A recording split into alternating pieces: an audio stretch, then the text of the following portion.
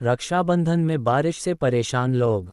रक्षाबंधन का त्योहार हमेशा से ही खुशियों और भाई बहन के प्यार का प्रतीक रहा है।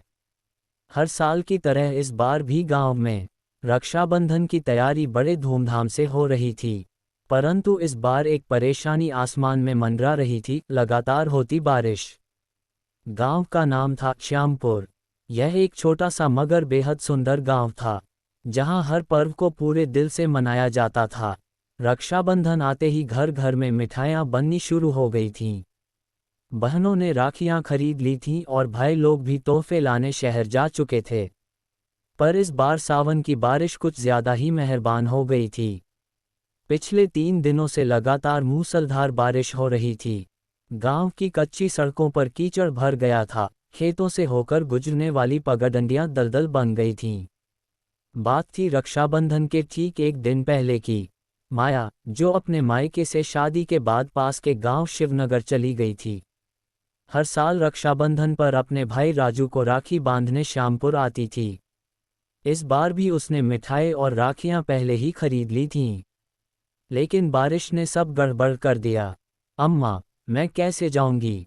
रास्ता ही नहीं बचा। पगडंडी पर तो घुटनों तक पानी है, माया ने चिंता में कहा। उसकी सासू माँ बोली, बेटिया, भगवान की मर्जी है। कभी कभी तो यही सोचकर तसल्ली कर लो कि भाई की लंबी उम्र की दुआ दिल से भी दी जा सकती है। माया की आंखें भर आईं। वो सोच रही थी, भाई राजू मेरा इंतजार कर रहा होगा। हर साल वो मुझे मिठाई खिलाता है, इस बार क्या होगा? उधर श्यामपुर में राजू भी बेचैन था। हर बार बहन के आने की खुशी में वो घर को साफ करवाता, रंगोली बनवाता और खुद बाजार से मिठाई लाता था। पर इस बार वो अकेला बैठा था। दरवाजे पर टकटकी लगाए। बाबूजी, उसने पिता से पूछा, माया दीदी आएंगी न? पिता ने धीमी आवाज में कहा, बेटा, बारिश बहुत तेज है, आने जाने का रास्ता बंद है।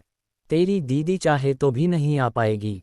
राजू चुप हो गया, लेकिन फिर भी उसका मन कह रहा था, दीदी जरूर आएंगी, वो वादा करके गई थी। दोपहर के 3 बजे का समय था। बारिश थोड़ी धीमी हो गई थी, लेकिन कीचड़ और दलदल का हाल बुरा था। इसी बीच गांव में अफवाह फैल गई कि पुलिया बह गई है। जो लोग शहर से सामान लेने गए थे, वो भी फंस गए हैं। अब किसी का आना जाना नामुमकिन था। गांव की कई बहनें मायके नहीं जा पाईं। किसी ने मोबाइल से वीडियो कॉल कर राखी बांधी, किसी ने सिर्फ तस्वीरें भेजीं। लेकिन जिनके पास फोन नहीं थे, वो उदास बैठे रहे। पर तभी एक अनोखी बात हुई। गांव की सबसे बुजुर्ग महिला अम्मा जी, जो 80 साल की थीं, उन्होंने कहा, हम रक्षाबंधन एक साथ गांव के मंदिर में मनाएंगे। सब बहनें वहीं राखी बांधेंगी।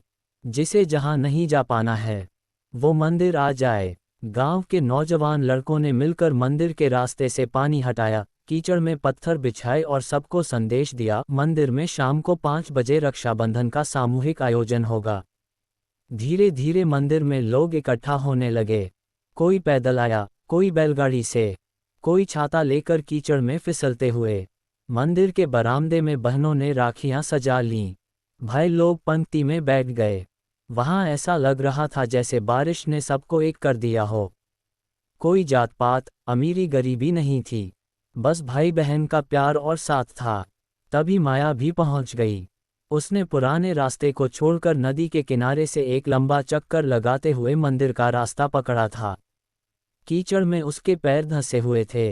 हाथ में मिठाई की डिब्बी भीग गई थी, पर चेहरे पर मुस्कान थी।